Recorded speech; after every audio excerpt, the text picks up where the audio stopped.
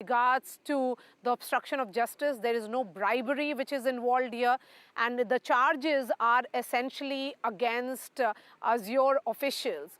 So the point is that there is some kind of miscommunication or misreading which has happened of that document, and which led to this kind of dip in the Adani shares of the last, in fact, last week.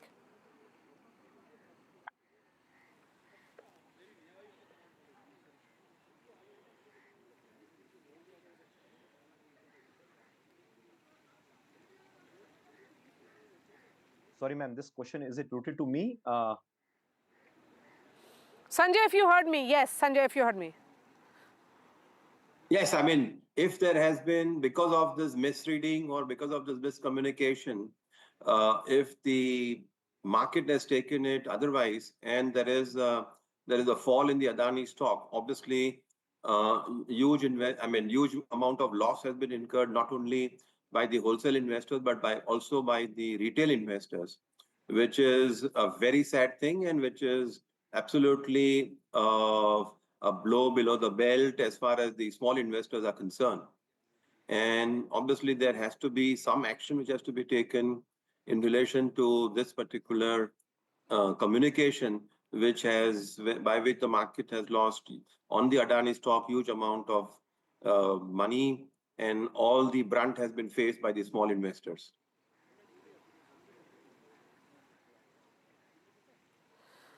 All right, we also have Aman Chugh on this. Aman, the small investors have suffered losses.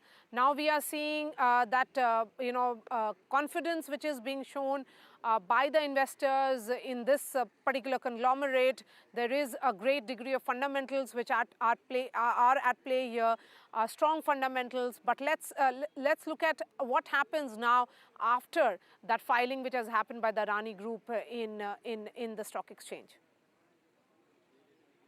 Namaskar, Haji. It was already very much clear that these were all conspiracy charges. In fact, the express word which was being used was they are all conspiracy charges. And I think since it has got cleared as of now, so the markets will again pull back.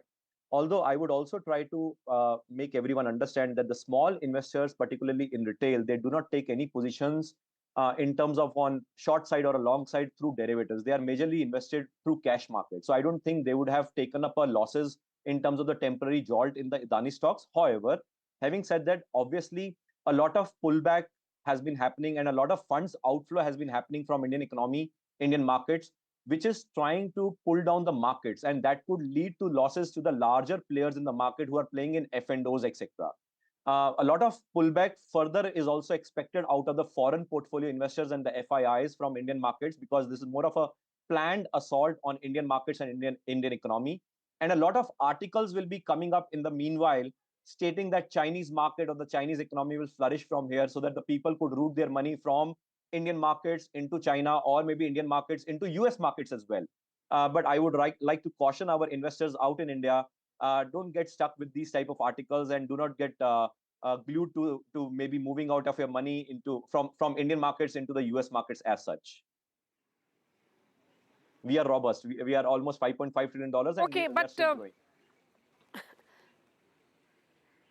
Yes, we are a resilient economy, a growing economy, the fastest growing economy. All eyes are on the India growth story. And that is the reason why you heard from Illegal Eagles of India, Sanjay, which came out to say that they have read the documents, they have read the filing of all those 45 pages to make their views known as an independent counsel. They think it's important to specify what is being miscommunicated and an incorrect reading of an indictment.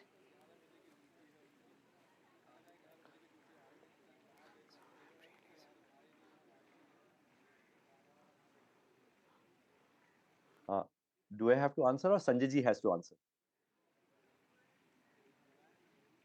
Yes, Sanjay. Yes, since it is an incorrect reading of whatever communication has been made, and now that the things are quite clear or reasonably clear to say that, look, count number 1 to 5 are not against Mr. Gautam Adani, Mr. Sagar Adani, or Mr. Vinay Jain. That helps a lot. And as Mr. Rohatgi and Mr. Jetmalani articulated, that look, whatever allegations, whatever charges they have made are half baked, and that should not hold any water as far as from a legal perspective is concerned. So, having said all of this, it's a process, but we will have to see as to how this entire dust is now settled and things are clearer, which over a period of time we will come to know. But overall, it's a good news that count number 1 to 5 are not on Mr. Gautam Adani, Mr. Sagar Adani, or Mr. Vinit Jain, and things are quite clear now. Okay, a word now from you, Mr. Chugh, and then we wrap up this segment.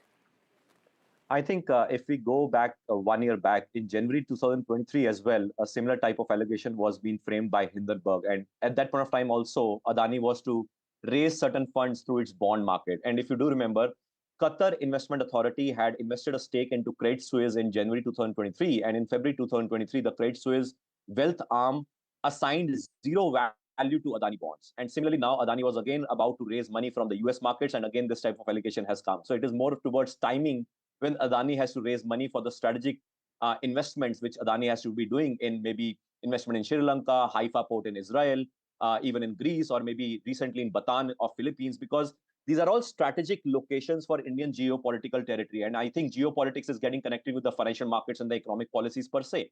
And more towards one more angle would be Bangladeshi government led by Mr. Yunus, who has been put onto the government by Mr. Biden, and maybe Adani was asking for the money on the electricity dues, which they were not able to pay. So some sort of maybe conspiracy charges have been allegated upon Adani Group so that they could maybe do away with those electricity dues as well. So I think it is more of a deep state mafia being playing rather than anything to be on the grassroots for the investors to be worried about. Okay, why do you say that there is deep state? You know, because that's what also Mr. Mahesh Jethmalani said, that there seems to be larger conspiracy because India is a bright spot being looked at by all investors very, very favorably. And that is the reason why these charges keep coming. Deep state was already there, but I think it has become more active maybe in the recent times because the present government in India is not getting into the clutches of the deep state, what they want us to be doing.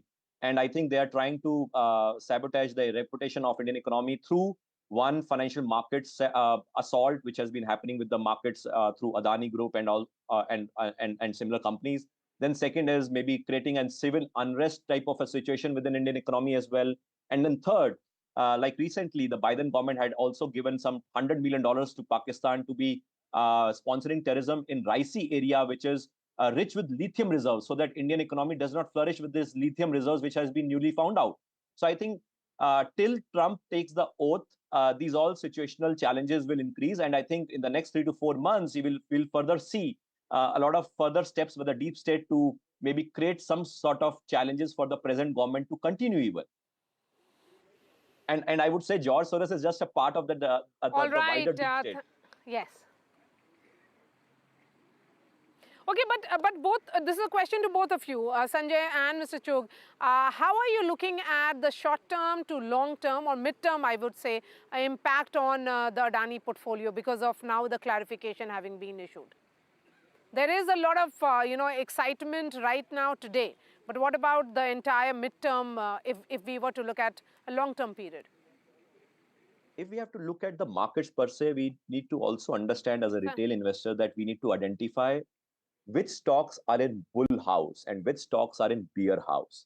Certain stocks, including Reliance Adani Group stocks, might also turn out to be in the bear house while they are fundamentally strong companies. So as of now, Reliance, Adani, Tata, these are all fundamentally strong companies, but they are falling in the bear house. So that means in bear house means any rise in price is to book profit and not to stay long-term invested as of now.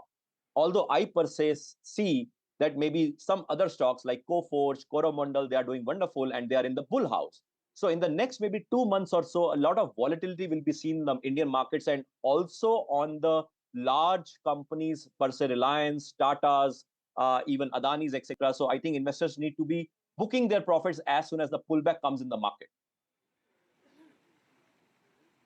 In my view, All short right. term, Thank you medium so term, long much term. for joining us, Sanjay. Yes, Mr. Chugh, yes, please go ahead.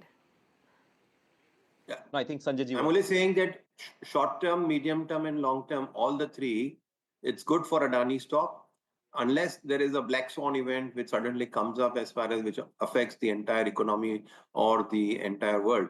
But otherwise, the retail investors have now also understood that such news do come up, but there is no meat in those news. There is no challenge in those news, and therefore they are not going to get scared in continuing to hold Adani stock, whether in short term, medium term, or long term. At the same time, they will keep investing in Adani stock, in my view.